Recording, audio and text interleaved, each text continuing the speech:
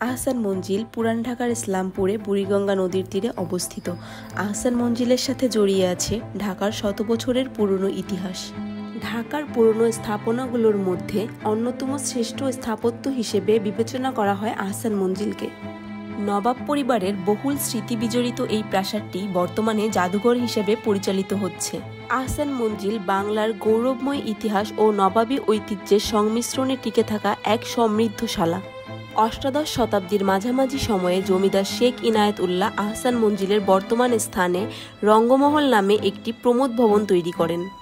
পরবর্তীতে তার পুত্র শেখ মতিউল্লাহ রংমহলটি ফরাসি বণিকদের কাছে বিক্রি করে দেন। 1830 সালে নবাব আব্দুল গনির পিতা খাজা আলিমুল্লাহ এটি কিনে নেন। 1859 সালে নবাব আব্দুল গনি সেখানে প্রাসাদ নির্মাণ শুরু করেন। দীর্ঘ 13 বছর লেগেছিল প্রাসাদটি নির্মাণ করতে। তিনি তার প্রিয় পুত্র খাজা আহসানুল্লাহর নামানুসারে এ নামকরণ করেন।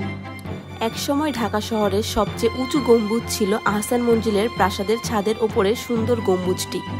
দোতলা এ ভবনের বারান্দা ও মেঝে তৈরি করা হয়েছে মার্বেল পাথর দিয়ে।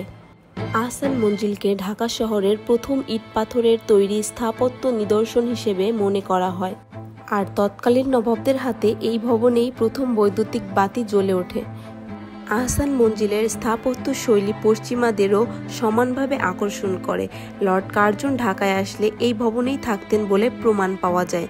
19 শতকের মাঝামাঝি থেকে প্রায় 100 বছর পর্যন্ত এই প্রাসাদটি বাংলার একটি প্রধান রাজনৈতিক কেন্দ্র ছিল।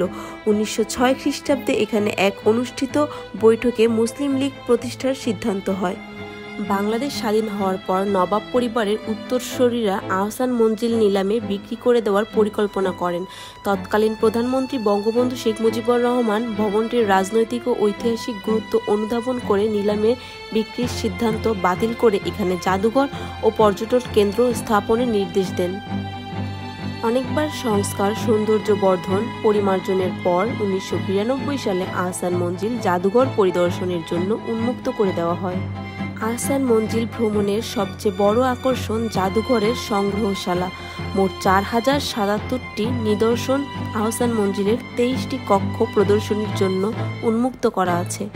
9টি কক্ষ সেই নবাবী আমলের মতো করেই সাজানো রয়েছে। প্রতিটি কক্ষ আপনাকে সেই নবাবী আমলের ইতিহাসের কাছে নিয়ে যাবে। জাদুঘরে প্রদর্শনীর জন্য আছে আহসান মঞ্জিলের ইতিহাস, নবাবদের পরিচিতি ও বংশতালিকা। ভেতরে সাজানো রয়েছে নবাবদের ব্যবহৃত ঢাল ও তরবারি।